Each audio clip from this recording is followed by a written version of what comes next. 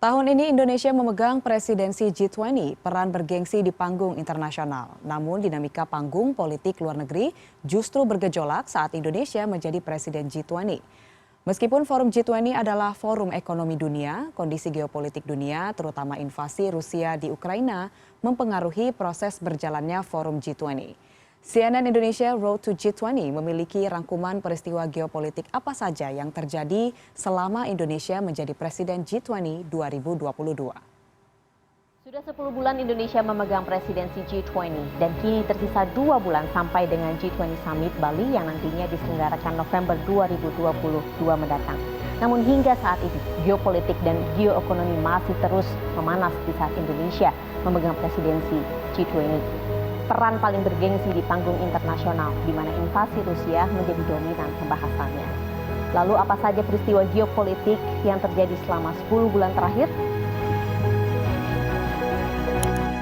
Tidak mudah memegang presidensi G20 tahun ini. Di saat dunia sedang berjuang bangkit memulihkan kondisi ekonomi akibat pandemi, ditambah lagi dengan terjadinya perang antara Rusia dan Ukraina. 23 Februari lalu, Rusia memulai operasi militer khusus di Ukraina. Hari demi hari korban jiwa terus berjatuhan. Aksi Rusia mendapat kecaman keras dunia, terlebih di forum G20. Sebagai tuan rumah G20, kepemimpinan Indonesia diuji.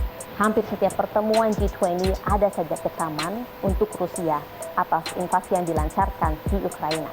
Sampai pada titik Amerika Serikat dan sekutunya mempertimbangkan untuk menendang Rusia dari forum G20. April lalu, di tengah pertemuan Komite Keuangan DPR, Menteri Keuangan Amerika Serikat Janet Yellen menyebutkan bahwa tidak ada ruang bagi Rusia.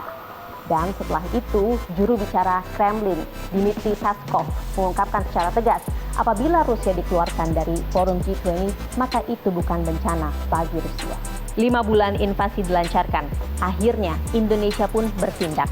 Setelah melewati proses yang cukup panjang, pada Juni lalu, Presiden Joko Widodo menorehkan sejarah dengan mengunjungi Ukraina dan Rusia dengan misi perdamaian. Sebelum Jokowi, beberapa pemimpin negara sempat mengunjungi Ukraina, seperti Presiden Prancis Emmanuel Macron, Kanselir Jerman Olaf Scholz, Perdana Menteri Italia Mario Draghi, Perdana Menteri Inggris Boris Johnson, dan Sekretaris Jenderal Perserikatan Bangsa-Bangsa Antonio Guterres.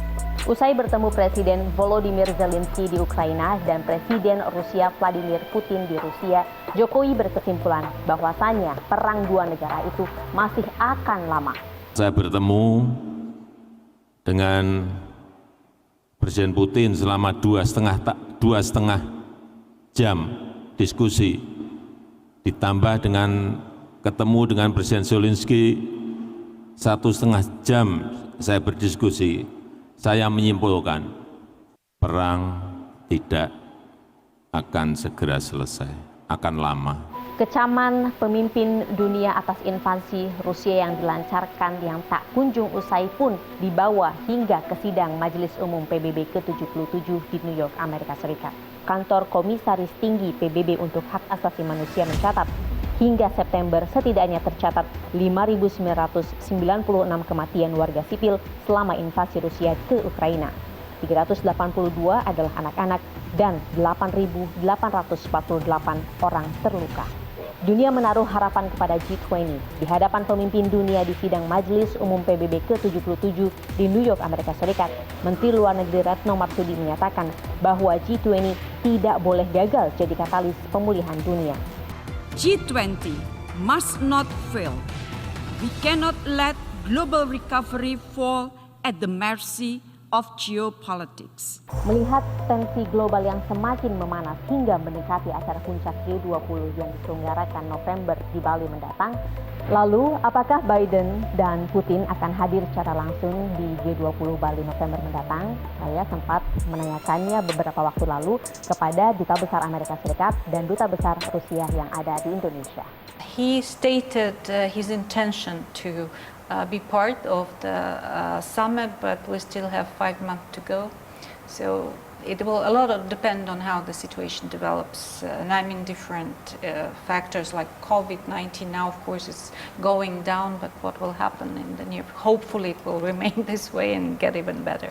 So he preliminarily confirmed his attendance. So I don't have any update or confirmation regarding President Biden's travel in November, but I can assure your viewers that the U.S. continues to support Indonesia's G20 leadership, and the fact that we had very senior ministers like Secretary of State Blinken and Treasury Secretary Yellen visit Bali for the G20 ministers, I think demonstrate our commitment to working with Indonesia to address these global challenges and to support Indonesia's leadership of the G20.